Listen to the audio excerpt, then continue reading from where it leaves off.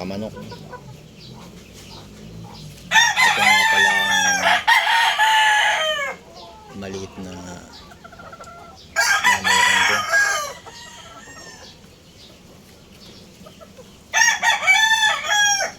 Nagsimula akong magmanok start nung 14 years old pa lang ako. Hilig ko na to. Sumasama-sama na ako sa mga senior nagsasabong sa topada hanggang sa nakalakihan ko na. Ito, nag-alaga na ako ng mga sarili kong manok, mga panabong. Okay naman, kaya nasayahan din ako kasi pinapalad lang sa tuhod mula nung makaranas makapanalo ng tuwis 30 mil. May pera din pala. Kwento ko lang ang araw-araw na rotate para sa pagmamanok ko. Lahat yan malulusog, masisigla. Tuwing umaga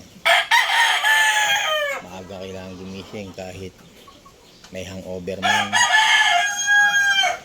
o puyat, kailangan pa rin bumangon para sa kanila. Kasi tuwing umaga kailangan talagang lilinisin yan. Sa umaga lang naman talaga halos. Kulang na ang isang oras para linisan yung mga yan. Anyway guys, hindi lang akong mag-isang may-ari nito. Dalawa kami ng partner ko. May partner ako si Elisis Scorpiola.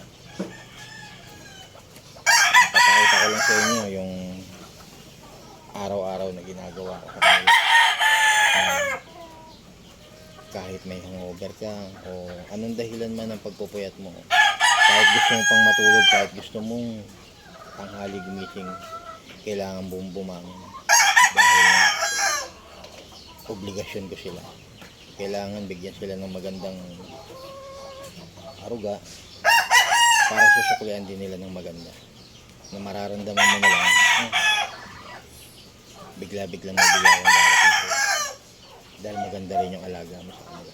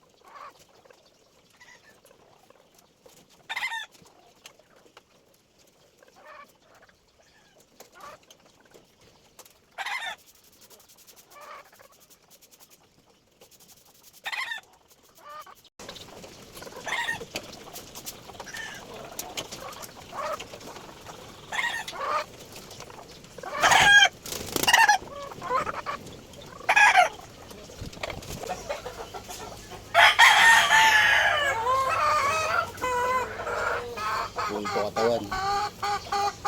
Tuwing umaga, kailangan medyo masin-masin din. Kasi na-experience ko na yung hindi ko ginagawa yun. Naging salbahe mga manok ko. Kailangan masin-masin mo talaga sila sa umaga. Tapos konting hilamos.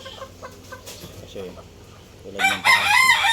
Sa ngayon, okay pa yung paa niya. Kasi pag napuno na yan ng putik o taing mga natatapak sa paa niya, pwedeng pagsimulan ng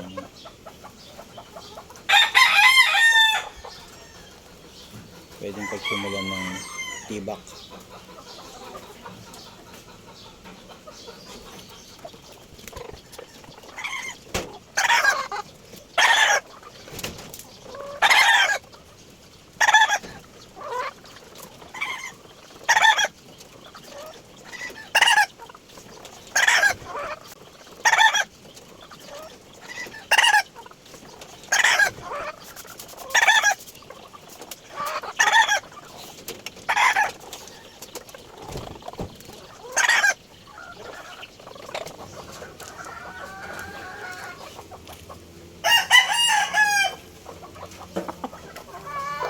Magkakapatid dyan yung bata sila.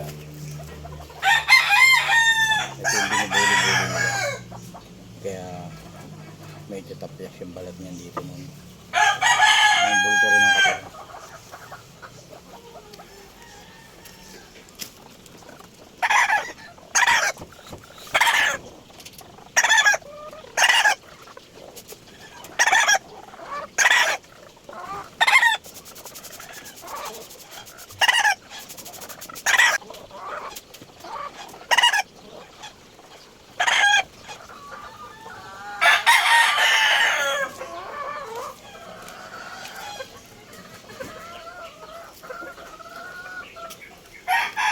Nga pala guys, ito nga pala ang mga signature color ko.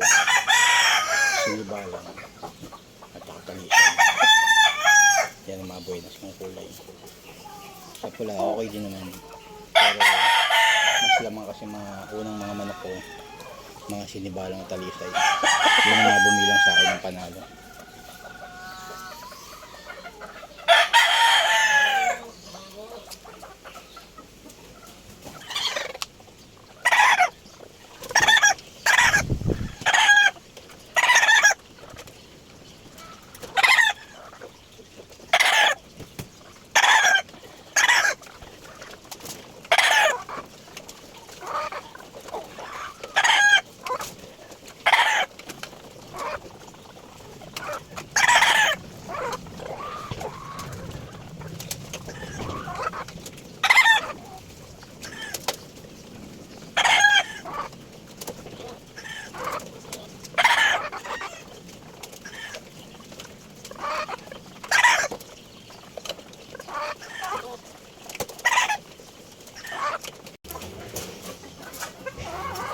Sinisigurado ako po guys na bago ko sila pakainin, nililinis ko muna yung mga dumi nila, mga tae.